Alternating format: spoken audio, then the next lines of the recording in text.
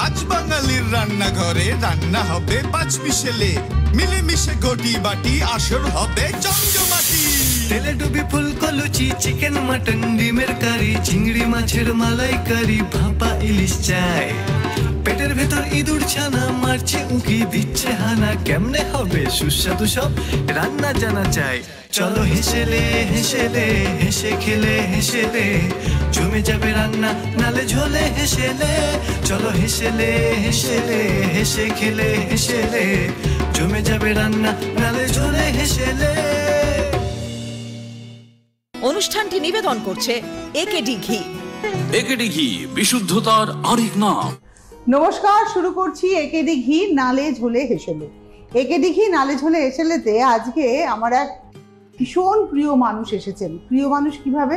দেখুন, আমাদের তো পরিচয় হয় কোনো না কোনো একটা সময় প্রথম, তারপরে সেই পরিচয়টা বাড়তে থাকে। পরিচয় থেকে আস্তে আস্তে সে মানুষটা প্রিয় হয়ে ওঠেন। প্রিয় মানুষের সঙ্গে যখন আবার দেখা হয় তখন মনটা সত্যি ভালো লাগে। আমি জানতাম না আজকে আমাদের সঙ্গে যিনি থাকবেন তিনি আমার অত্যন্ত পরিচিত একজন মানুষ। তিনি হচ্ছেন কৃষ্ণা মুখার্জি। অনেক অনেক স্বাগত দিদিকে। দিদি এসেছেন দমদম নাগের বাজার থেকে, কিন্তু এর আগে আমাদের এই একেডি ঘি নালে ঝোলে হেসেলেতে কৃষ্ণাদি দুবার রান্না করে গেছেন। হ্যাঁ, দুবার আমার মনে আছে, এবং অসম্ভব সুন্দর। একবার তো মিষ্টি রান্না কিছু করেছিলেন, চন্দ্রকলা ভাইফোঁটার আগে আপনি বলেছিলেন, বিজয়া দশমীর আগে। এবং দিদি হচ্ছেন, সম্পর্কে বলে দিই, দিদি হচ্ছেন একদম রামকুমার চট্টোপাধ্যায়ের নিজের বোন। সুতরাং ওই একটা পারিবারিক ঐতিহ্য তাদের রয়েছে। তো কৃষ্ণাদি আজকে কি রান্না করছেন? আজকে রান্না করছি শাহী পনির। আচ্ছা, শাহী পনির। এই শাহী পনিরে কি কি উপকরণ লাগে আসুন আমরা একবার দেখে দিই। টমেটো, ক্যাপসিকাম কুচি, কাজু, আমন্ড, পোস্ত, কাঁচা লঙ্কা বাটা, টক দই, ধনে গুঁড়ো, আদা বাটা, কাসুরি মেথি, চিনি, নুন, গোটা গরম মশলা, শাহী গরম মশলার গুঁড়ো, ধনে পাতা কুচি, সাদা তেল এবং একেডি ঘি। তাহলে আমরা জেনে নিয়েছি শাহী পনিরে কি কি উপকরণ লাগে। শাহী পনিরের শাহী মশলাটা দিদি বাড়ি থেকে করে নিয়ে এসেছেন, তাই তো? হ্যাঁ, একদম। তো শুরু করি রান্নাটা করা, আর তার সঙ্গে গল্প থাকছে। একদম। এবারে আমার প্রথমেই লাগবে সাদা তেল। সাদা তেল আমি এবার কড়াই দিয়ে দিলাম।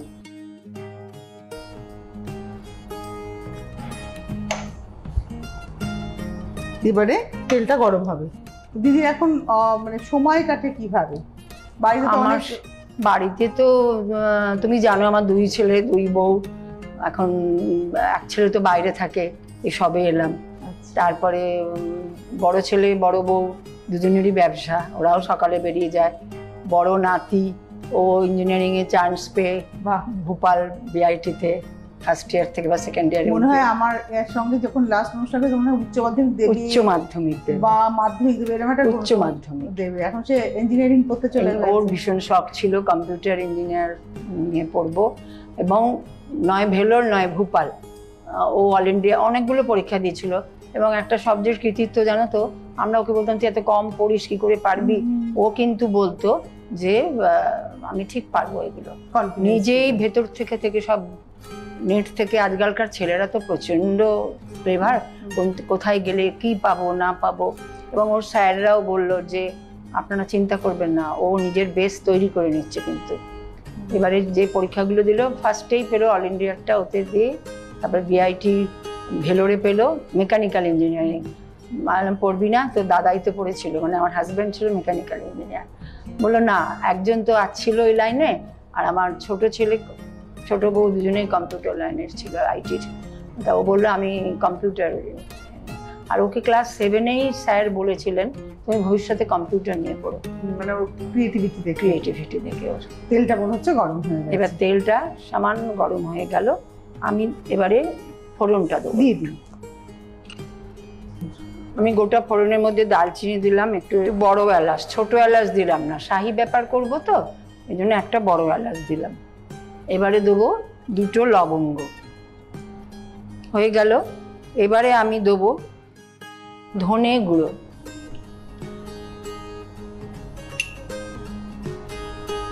এবার দেবো টমেটো। পনিরের পরিমাপ অনুযায়ী এই মশলাগুলো পড়বে। পনিরের যেরকম মাপ সেই অনুযায়ী আমি এই মশলাগুলো দিচ্ছি। এবারে দেবো ক্যাপসিকাম কুচি। গ্যাসটা মিডিয়ামে রেখেছি, রেখে এবার নাড়তে থাকবো যতক্ষণ না এই টমেটোটা আর ক্যাপসিকামটা একটু নরম হবে, ততক্ষণ আমি ওটা গ্যাসেতেই রাখবো। একটু বাড়িয়ে দিলাম। আপনি কি রান্না বান্না বাড়িতে করেন? আমি মানে রান্নার সঙ্গেই এখন জড়িত, আমার টাইম কাটছে, এটা প্যাশন করে নিয়েছি পুরো। আমি অনেক গ্রুপে অ্যাড আছি, কম্পিটিশন ধরো মাসে 5-6টা হয়, তার মধ্যে লাইভ অফলাইন হয়, অনলাইন ফটোগ্রাফি হয়। আর এবার মানে রান্নার চ্যানেল যেখানে যেখানে হয় আমি যাই। আমার এখন মনে হয় 24 ঘন্টায় দিন না হয় 28 ঘন্টা হোক। বাহ। আর আমাকে তো ছেলে বলবে, বড় ছেলে সবসময় মায়ের কানে ফোন। হ্যাঁ, আমি কি করব, সবাই ফোন করে যখন, কথা তো বলতেই হবে। তা ভালো কাটে। আমি একটা কথা বলবো, আমাদের এই এজে যখন ছেলেরা বড় হয়ে গেল বা সব মানুষ হয়ে গেল, তখন আর কি নিজের একটা কিছু তো বেছে নেওয়া দরকার। টিভি দেখে সময় কাটাবো তা তো নয়, আমার একটু গল্পের বই পড়ি, কিন্তু তাতেও আমার হলো না, বাহির জগতের সঙ্গে তো আমার পরিচয়টা হচ্ছে না। তখন আমি কি করলাম, এই রান্নার গ্রুপে জয়েন করলাম। শ্রীমতীর দরবার বলে একটা রান্নার গ্রুপ আছে। এইভাবেই সময়টা কাটে। আমার আস্তে আস্তে টমেটো, ক্যাপসিকাম, ধনে গুঁড়ো এগুলো নরম হচ্ছে। এবার দেবো আদা বাটা। এবার দেবো চিনি। চিনিটা দিলে কি হবে, তাড়াতাড়ি করে ওগুলো টমেটোটা ক্যাপসিকামটা নরম হয়ে যাবে। এবার দেবো স্বাদ অনুসারে নুন। নুনটা আমি এর আগেও বলেছি, আমি একটু শুকিয়ে নিই, তাহলে আর কেটে একটা টোটকা, তাহলে নুনটা বেশি হবে না।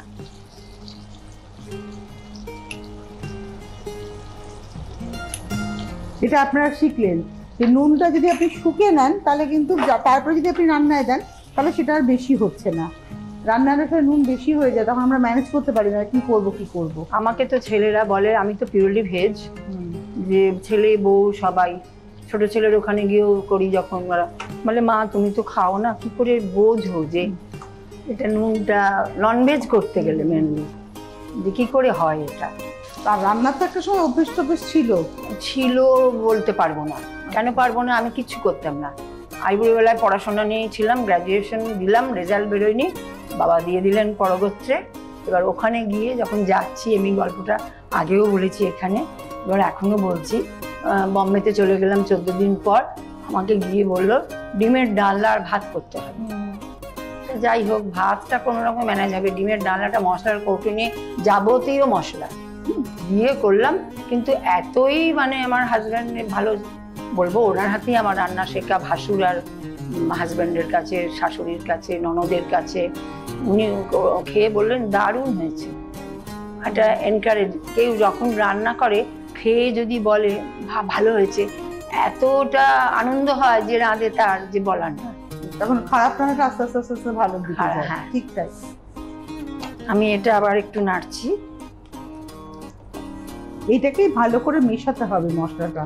এতে টমেটোটা আর ক্যাপসিকামটা, আদাটা, নাহলে কাঁচা আদার গন্ধ ছাড়বে, ধনে গুঁড়ো, এটা একটু মিক্সড হয়ে গেলে, যার জন্য নুন আর চিনিটা দিয়ে দিলাম, তাড়াতাড়ি হয়ে যায়। আমার এগুলো গলেই এসছে প্রায়। আচ্ছা, পনির কিন্তু ভাজবো না, যেহেতু শাহি, পনিরটা ভাজলেও একটু স্টিকি হয়ে যায়, খেতে স্বাদ হবে না। এবার দেবো একটু দই। এবার দিলাম টক দই।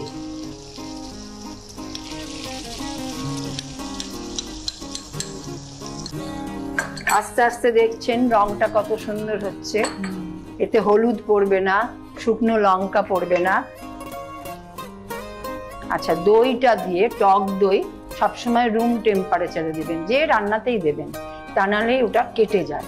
আর দিয়েই এরম গ্যাসটা কিন্তু আমার কমানো, নাড়তে থাকবেন, তা নাহলে দইটা কেটে গেলে ওটা একটা স্বাদটা নষ্ট হয়ে যায়। ছাড়া ছাড়া দেখতেও ভালো, ছাড়া ছানা কাটা মতন হয়ে যাবে। আমি একটা জিনিস বলি যে শাহি পনির ব্যাপারটার মধ্যে এখনকার রান্নাতে ক্রিম বা ওই জাতীয় কিছু, কিন্তু আজকে কৃষ্ণাদি কোনো মানে ওই রকম কোনো ক্রিম মানে আধুনিক কোনো কিছু নেই, সবটাই খুব প্রাচীন একটা সেকেলে একটু মানে পুরাতনী ব্যাপার। এদিকে নাম শাহি।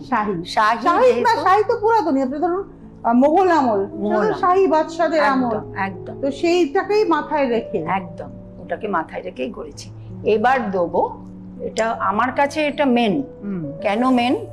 এতে আছে কাজু, আমন্ড, কাঁচা লঙ্কা, পোস্ত।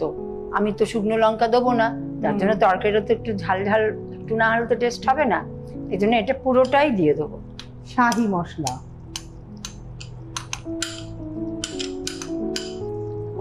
আর এটাতে মনে হয় জলও পড়বে না, না স্লাইড না পড়ার মতো।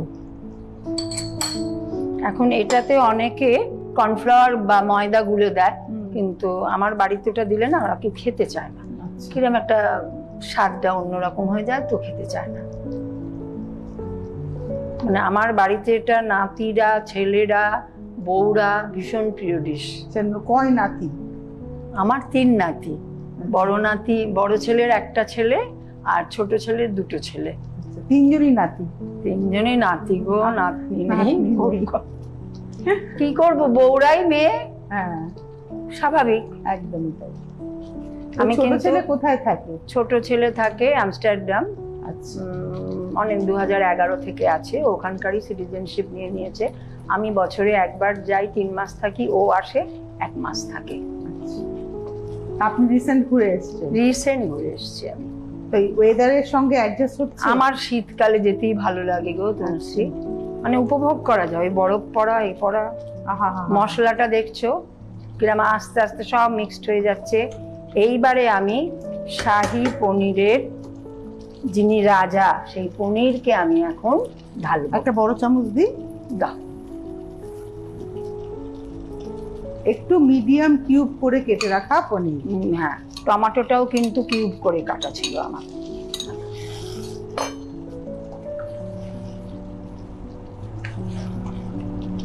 এবারে পনিরের সঙ্গে টমেটো, ক্যাপসিকাম, আদা বাটা, ধনে গুঁড়ো সব কিন্তু আস্তে আস্তে মিক্সড হয়ে যাচ্ছে। পনিরটা জাস্ট মানে কেটে রাখা, মানে পনিরটা ভাজাও নয়, সেদ্ধ না। পনিরটা আমার মতে আলু পনির মটর যখন করে তখনও না অতটা পনিরটা ভাজলে দেখবে ওটা হয়ে যায়, এটা কিরকম চামড়া টাইপের হয়ে যায়, ভালো লাগে না ওটা। মানে বাড়িতে যখন স্পেশাল ডিশ রান্না করতে হয় তখন আপনারই ডাক পড়ে আর কি, ছেলেদের জন্য, নাতিদের জন্য স্পেশাল রান্না খাবো আজকে। হ্যাঁ, আমাদের সব আত্মীয়রাই বলে তোমার হাতের একটা ডিশ খাবো। আর মাদার্স ডেতেই আমার বাড়িতে একটা গেট টুগেদার হলো, তা সেদিন মাদার্স ডে বলে বড় ছেলে বউ বললো তুমি আজ রান্নাঘরে ঢুকবে না। বড় বউ রান্না করলো গোলবাড়ির কষা মাংস, আর বড় ছেলে রান্না করলো গোয়ানি চিকেন। আপনি তো খান না এই দুটো? আমি কিছুই খাই না এগুলো। আর আমি করে দিলাম ফ্রাইড রাইস, ফিশ ফ্রাইটা, এগুলো আমি করে দিলাম। আর আপনার মেনু কি ছিল সেদিনকে? আমি আমার খাবারের যদি জানতে চাও, এখানে যদি আমার ছেলে বউরা থাকতো না, আমার বড় বউ বলে আমার শাশুড়ি মঙ্গল গ্রহের লোক। আমি ভাত খাই না। আচ্ছা, বুঝেছো? আমি সকাল থেকে উঠে পুজো, আমার ওই পাটটা তো সারতেই হয়, সারাদিনে 3 বার পুজো করে প্রথমে খাই, তাও শনি মঙ্গলবার শুক্রবার ওটা খাই না। মুড়ি, চানাচুর, 4টে কুকিজ, বিস্কুট, তারপরে একটু নাটস খাই, যেমন আমন্ড, কাজু, ওয়ালনাট, কিশমিশ, এইগুলো খাই। তার 1 ঘন্টা পরে একটু ফল খাই, তারপরে আবার পুজোয় বসি, সন্ধে দিই, দিয়ে উঠে মানে নানান সবজি দিয়ে কুকারে সুপের মতো বয়েল হয় জাস্ট। আচ্ছা, জাস্ট এবার যখন খাবো ওটাতে একটু গোলমরিচ আর একটু মাখন দিয়ে খাবো। এটাই ডিনার না, লাঞ্চ হলো আমার।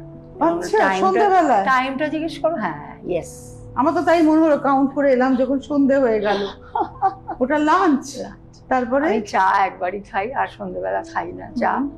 এইবারে ওটা খেয়ে যেতে কিছুক্ষণ চলবে, এবার 10টার সময় ছেলে বউ এসে গেল, আমার দুটো ডগ মানে পেটি আছে, এই পেট আছে দুটো, তাদের বউ যত্ন টত্ন করে, তাদের খেতে টেতে দিল, এবার ওরা খাবে, খেলো টেলো, তারপরে আমি যা যা করার থাকে সকলেরই সংসারে টুকিটাকি থাকে, রান্নাঘরটা ঠিকঠাক করে আবার পুজোয় বসলাম, পুজো সেরে এবার ডিনারে বসলাম। টাইমটা খবর?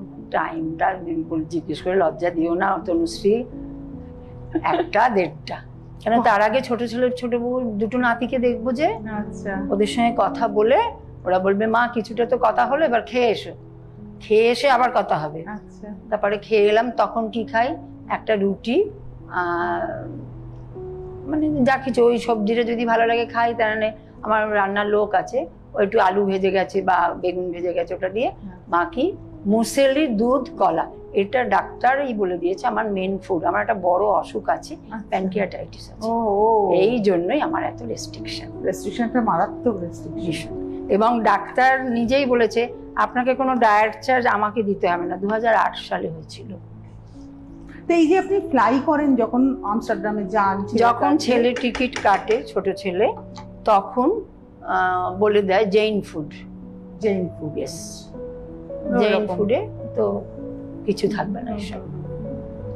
এবারে আমি যেদিন এসেছি শিবরাত্রি ছিল, আমার খেয়াল নেই, ছেলে যখন টিকিট কাটে আমায় বলে মা কবে কাটবো, আমিও লক্ষ্য করিনি, ও করেনি, শিবরাত্রি, যাই হোক ওর ওখানে ঠাকুর ঘর করেছে, আমার জন্যই বলবো, নিয়ে ওরাও পুজো টুজো করে, তারপরে শিবের মাথায় জল ঢেলে মন্দিরে আর গেলাম না, টাইম হবে না, নিয়ে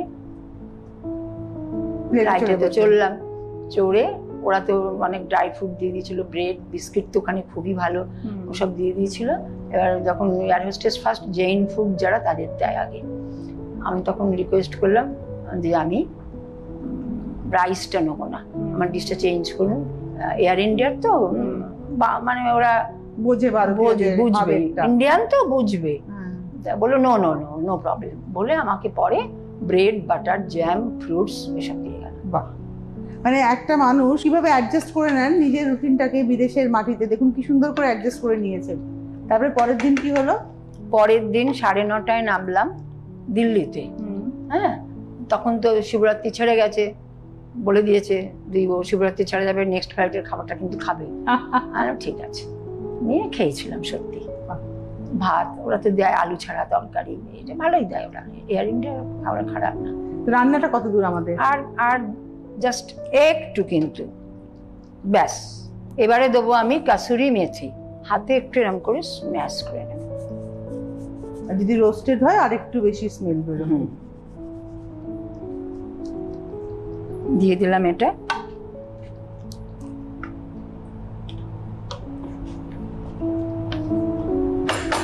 এবার একটু চাপাটা দেবো। Thank you. গ্যাসের ফ্লেমটা মিডিয়ামে রেখেছি কিন্তু আমি। তো আজকে একে দেখি নালে ঝোলে হেসেলেতে তৈরি হচ্ছে শাহী পনির। তৈরি করছেন কৃষ্ণাদি, কৃষ্ণা মুখার্জি, এসেছেন নাগেরবাজার থেকে, এবং কৃষ্ণাদির সাথে গল্প করতে করতে রান্নাটা প্রায় শেষের দিকে। আমি এখন নিয়ে নিচ্ছি একে দেখি নালে ঝোলে হেসেলেতে একটা বিরতির প্রান্তে আমাদের দেখা হচ্ছে, সঙ্গে থাকবেন, কোথাও যাবেন না। চলো হেসেলে হেসেলে হেসে খেলে হেসেলে জমে যাবে রান্না নালে ঝোলে হেসেলে। ফিরে এলাম বিরতির পর। আপনারা দেখছেন একে দিঘি নালে ঝোলে হেসেলে। আজকে আমাদের তৈরি হচ্ছে আমাদের হেসেলে শাহী পনির। কৃষ্ণাদি তৈরি করছেন। দিদি, খবর কি শাহী পনিরের? শাহী পনির মোটামুটি আমার শেষের দিকে, গন্ধ ছাড়ছে, পাচ্ছ কি তনুশ্রী? একদম একদম। ঢাকাটা খুলে দিলাম এবার, আর একটু নেড়ে দিলাম। আমি এবারে দেবো একেডি ঘি আর শাহী গরম মশলা। একেডি ঘি নালে ঝোলে হেসেলেতে ব্যবহার হচ্ছে একেডি ঘি, স্বাদে গন্ধে অতুলনীয়। এই নিন দিদি। এবার দিলাম আমি একেডি ঘি, একটুখানি দিয়ে দিলাম, এটা একটা ফ্লেভারটা ভালো আসবে। শাহী গরম মশলা,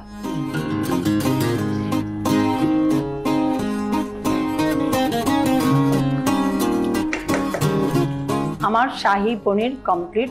আমি গ্যাস বন্ধ করে দিলাম। এবারে এটাকে ডেকোরেশন করার পালা, ঢালার পালা এবং ডেকোরেশন করার পালা। তখন আমি একটু ধনেপাতা উপরে দিয়ে দেবো।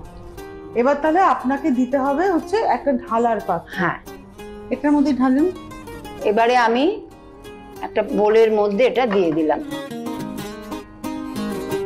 এটা মোটামুটি রেডি হয়ে গেল, এবার খালি এবার দেখার ব্যাপার। তুমি টেস্ট করে দেখবে কিরকম হলো, জানি না। আমি ওপরে না একটু ধনে পাতা কুচিয়ে এনেছি, দিয়ে দিলাম। এটা ফর গার্নিশিং। এই হলো আমার শাহী পনিরের ডিশ। দিদির তো শাহী পনির তৈরি হলো, এবার তো আমাকে খেয়ে বলতে হবে কেমন হয়েছে। এটা মনে হয় ফ্রাইড রাইস দিয়ে, তারপরে পরোটা দিয়ে, রুটি দিয়ে, সবকিছু দিয়ে ভালো লাগবে। একদম একদম। খেয়ে বলতে হবে, তাই তো? কি কম বলো, কি বেশি কি কম? খুব গরম, সবকিছু পারফেক্ট। নুন মিষ্টি ঝাল সবকিছু। মানে এটা সবাই খেতে পারবে কেন বলো তো? কোনো শুকনো লঙ্কার ব্যাপারই নেই, বাচ্চারাও খেতে পারবে। বাচ্চারাও পারবে। আমি না ভাবতাম টমেটোগুলো বেশ বড় বড় করে কাটা, যদি না মেশে, কিন্তু একদম মিশে গেছে। ওই যে গ্যাসটা কম করে আমি ক্যাপসিকাম আর টমেটো। রান্নাটা না একটা ভালোবাসা, রান্না হলো কথাতেই বলে কুকিং ইজ অ্যান আর্ট। একদমই তাই। এটা তুমি রুমালি রুটি, ফ্রাইড রাইস, প্লেন ভাত সবার সাথে খেতে পারো। আর পনিরগুলো এত সফট, ওই যে ভাজিনি যে, এই জন্যই আমি খাই তাড়িয়ে তাড়িয়ে। আর আপনারা দেখে নিন কিভাবে তৈরি হলো আজকের এই শাহী পনির।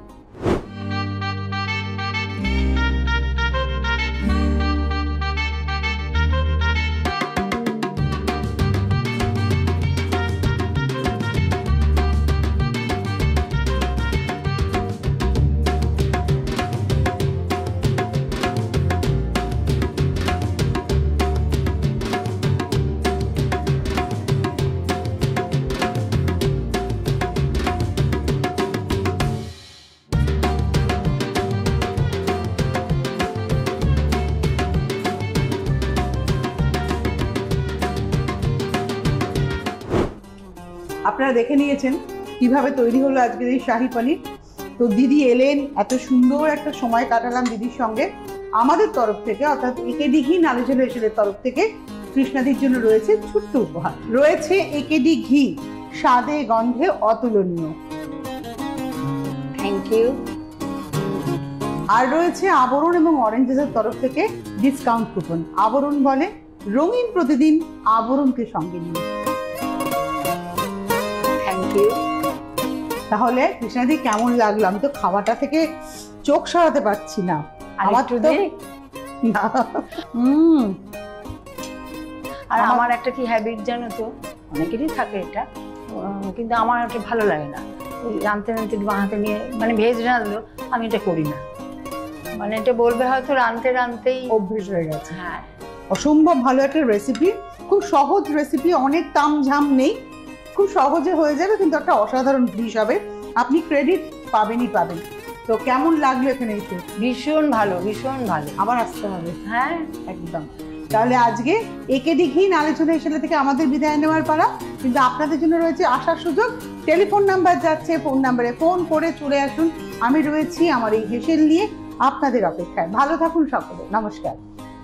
চলো হেসেলে হেসেলে হেসে খেলে হেসেলে জমে যাবে রান্না নালে ঝোলে হেসেলে, নালে ঝোলে হেসেলে।